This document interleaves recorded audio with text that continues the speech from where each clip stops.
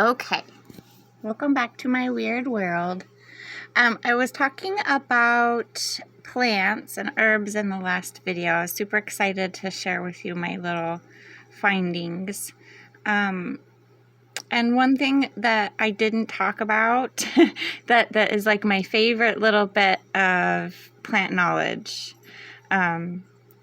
is how we can discern the use of the plant a lot of the time by the structure of the live specimen. This is an example I'm using. This is called mullen.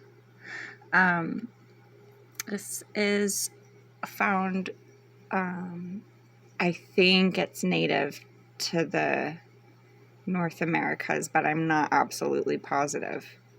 I know I've seen it a lot, and I live in the West, but I grew up in the eastern part of a Western state. So there was some like desert in my background. I've seen this a lot, and it grows in a variety of places.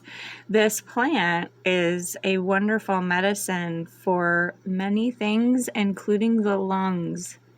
If I'm not mistaken, that is your pulmonary system, the lungs and the veins, how oxygen gets into your system.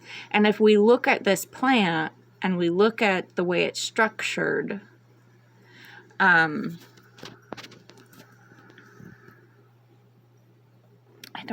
can't remember the language you're supposed to use to make this argument, but mullen looks like the body in that it has a base, has a broad base where it gets its nutrients, has like feet or like the base, and it has this almost spine that goes up through it.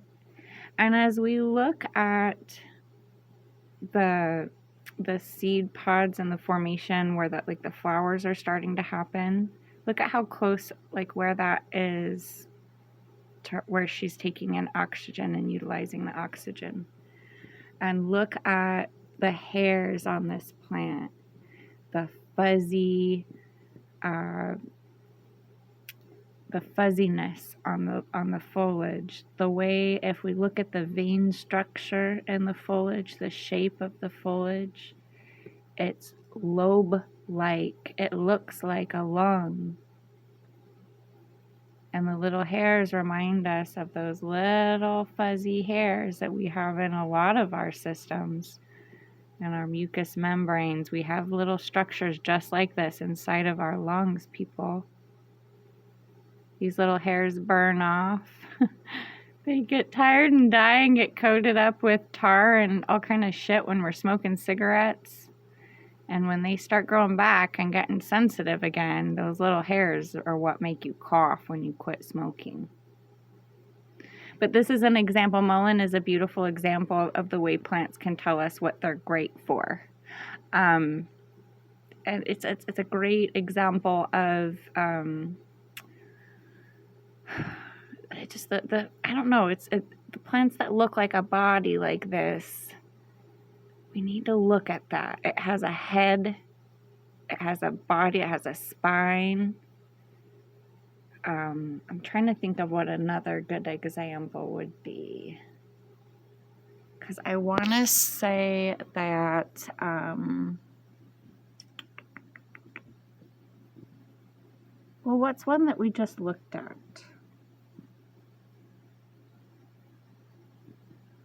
Criminy. Let's look at motherwort. And we can look up the botanical name.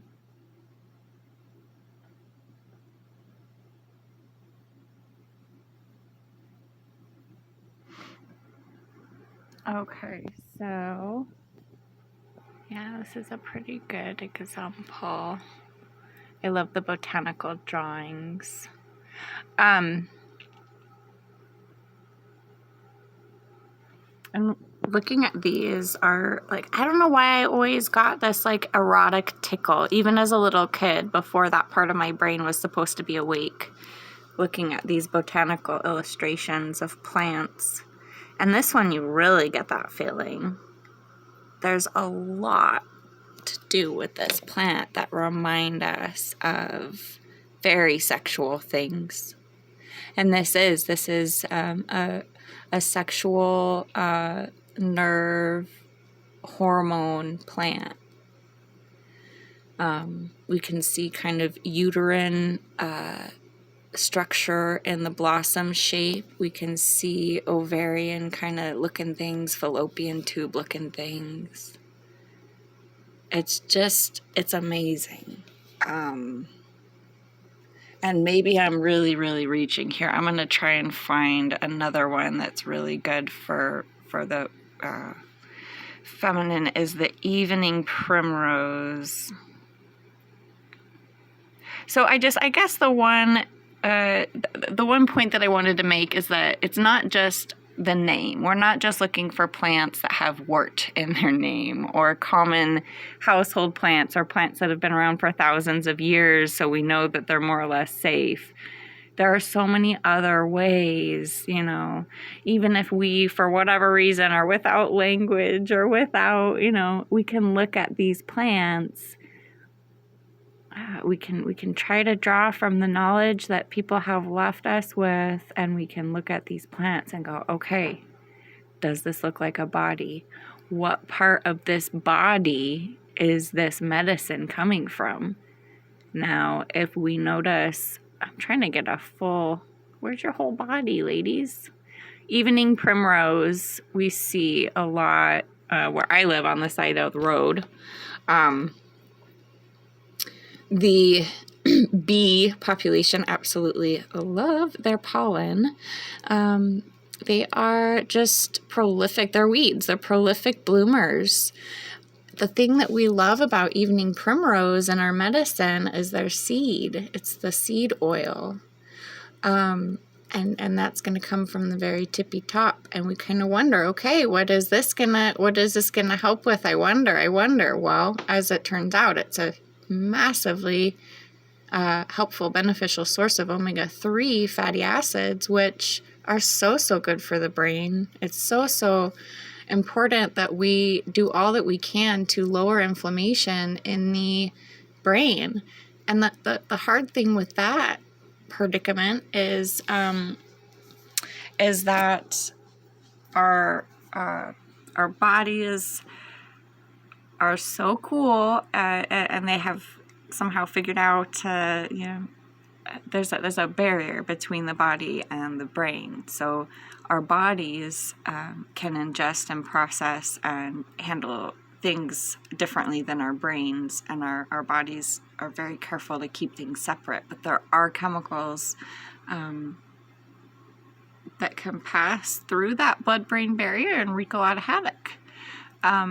And there are a lot of things that don't pass through anything that can wreak a lot of havoc. So inflammation in the body translates to a lot of inflammation in the brain. But if you put ibuprofen in your body, it's not going to do a thing for the inflammation in the brain beyond the blood-brain barrier.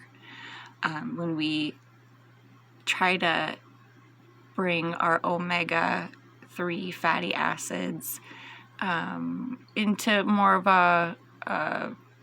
you're always going to have more omega-6s, I think, but the proportion needs to be more of a,